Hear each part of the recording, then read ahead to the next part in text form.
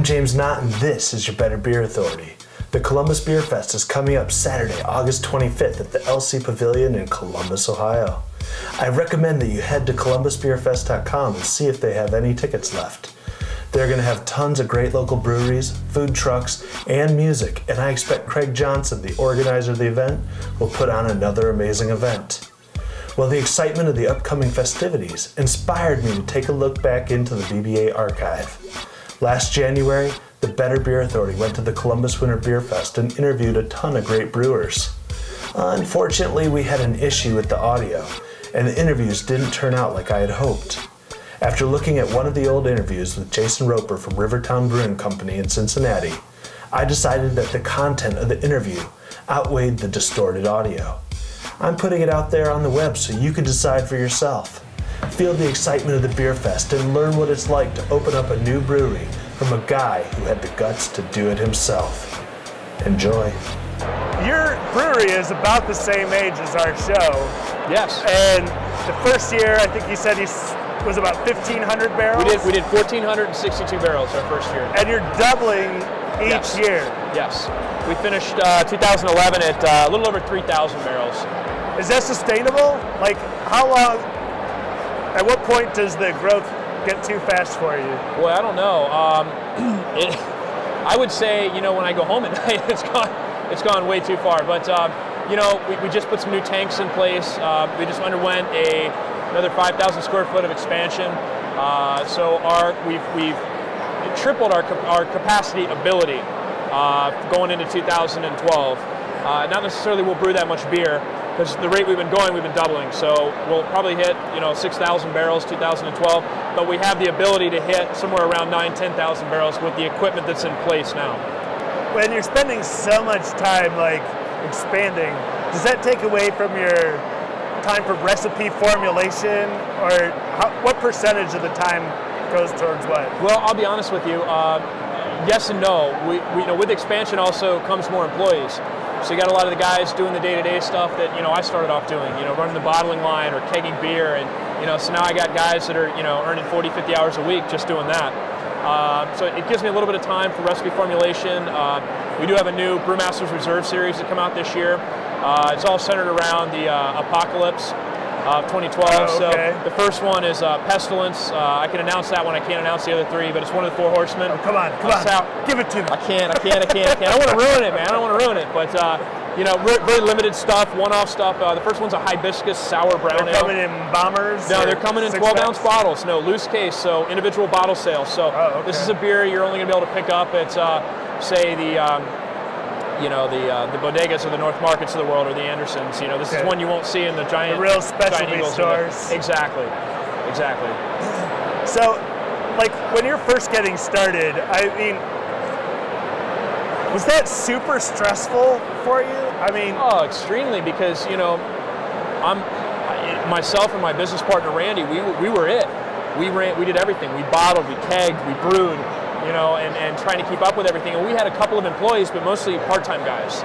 You know, we just didn't have the budget to hire full-time employees. I mean, we went from that to now we have a full-time staff of 8.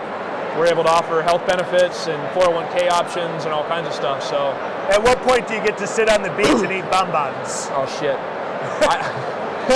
I would love to say in a couple years, but that's not true. It'd probably be years and years and years. I mean, you look at some of the larger breweries, you know, like Stone and Dogfish Head, you know, in the craft side. You know, I think Sam at this point is probably just now able to breathe. Right. You know, and he started in 1994. Yeah. It gives you any idea. I mean, that's 18 years in the business, you know, and he's just now to the point where, okay, I can pull back a little bit and let somebody else jump in. I mean, just because I've let go of some of my reins, I took on a whole new responsibility, marketing and moving. I mean, we also, in that amount of time, we went from just being in the Columbus, Dayton, Cincinnati market to the entire state of Ohio, up all the way up in the Put in Bay area, the whole state of Kentucky, entire state of Indiana. We're looking at end of 2012 signing on Tennessee. So that in itself has put me more of in a marketing role and selling role.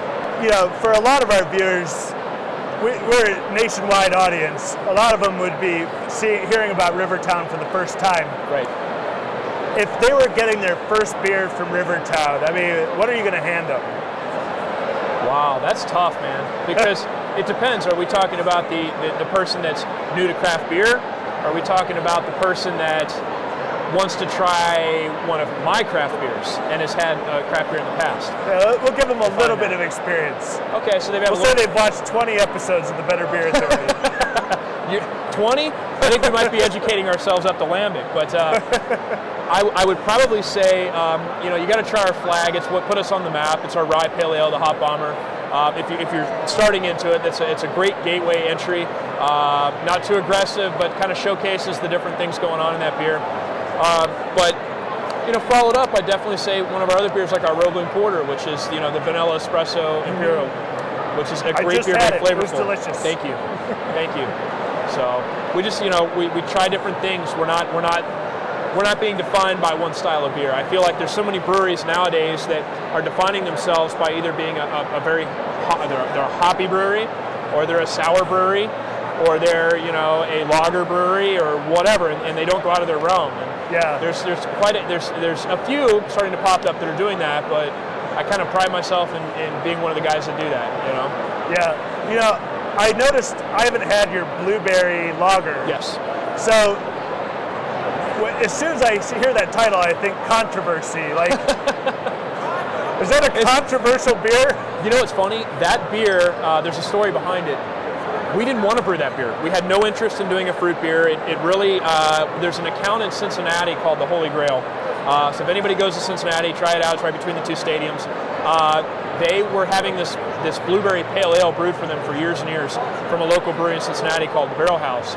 They went out of business, so the owner contacted our distributor and said, hey, look, we want another blueberry beer. It sells very well for us. And they came to us and they asked us, and I said, I'm not interested in replicating somebody else's beer. So they said, well, why don't you just make us a blueberry beer?